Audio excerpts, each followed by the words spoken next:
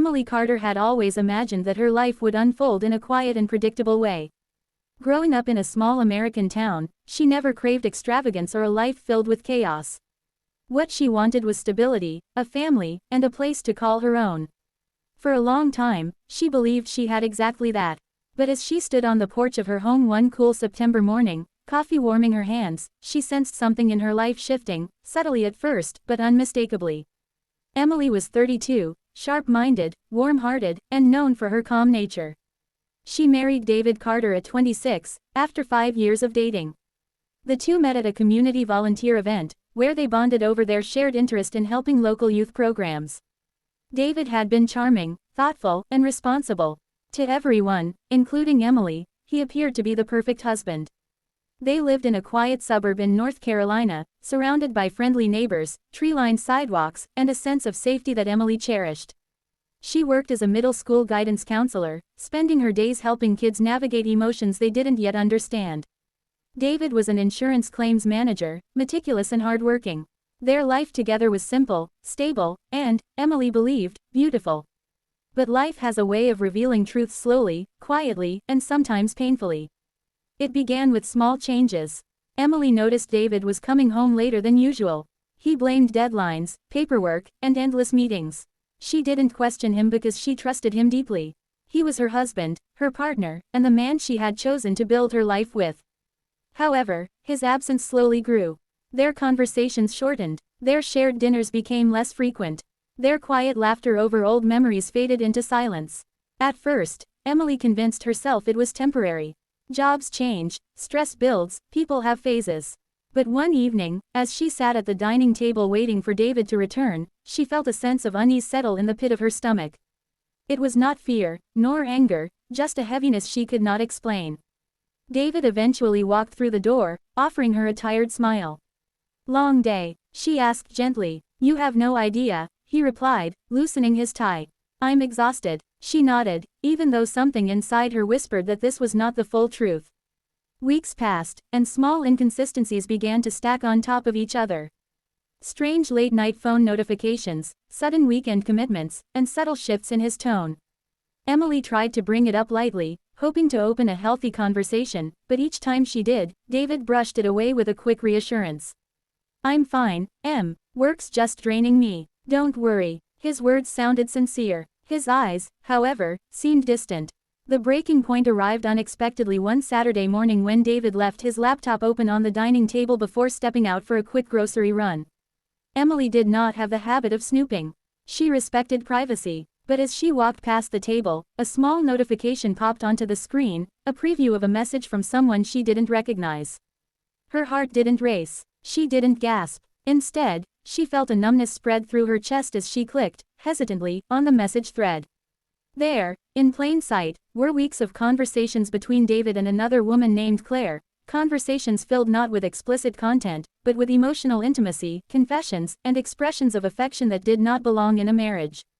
They talked about their fears, life frustrations, shared moments during lunch breaks, and plans to meet outside of work. Though nothing in the messages was sexual or graphic, the emotional betrayal stung deeper than anything Emily had ever imagined. Her hands trembled, her vision blurred. She closed the laptop as quickly as she had opened it, stepping back as though the device had burned her. She waited in silence for David to return, unsure how she would speak the words that sat like a stone in her throat. When he walked through the door carrying a bag of groceries, Emily stood in the living room with her palms pressed together. "David," she said, her voice steady but soft, "we need to talk." He looked up, surprised.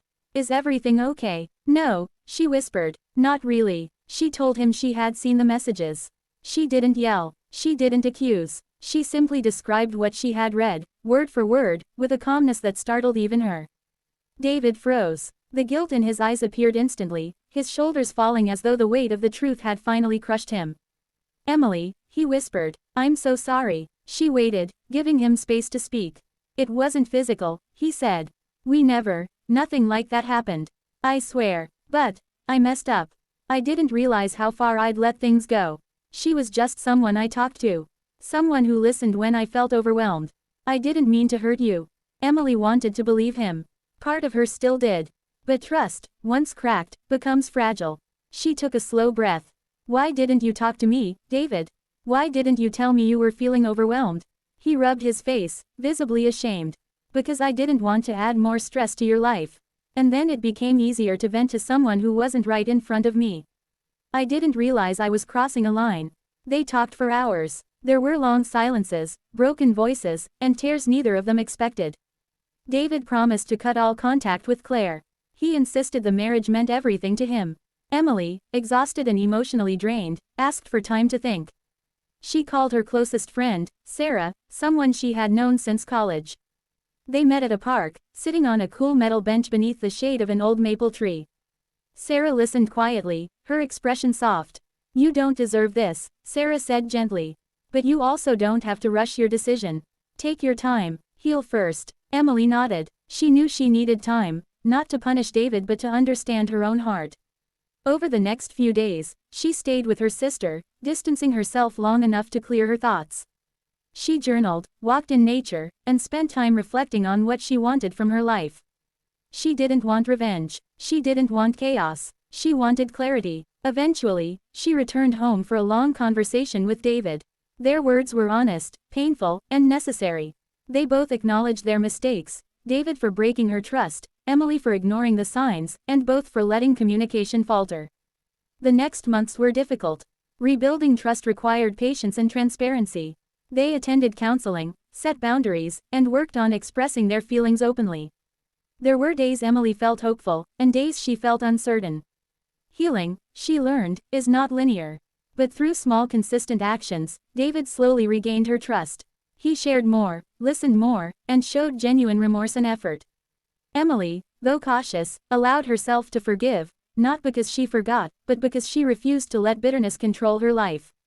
Eventually, they found themselves reconnecting in gentle, quiet ways, shared dinners, evening walks, heartfelt conversations, and small reminders of why they chose each other in the first place. A year later, Emily looked back on the ordeal not as a moment that destroyed her family permanently, but as a turning point that reshaped it. She realized that although the betrayal had hurt deeply, the journey afterward revealed strength she didn't know she had. David, too, became a more attentive partner, valuing honesty and communication in ways he had neglected before. Their marriage was not perfect, but it was real, repaired, and rebuilt with intention. Emily chose to move forward, not because she had to, but because she genuinely wanted a future she and David could build with understanding and renewed commitment. And that became the quiet triumph of her story.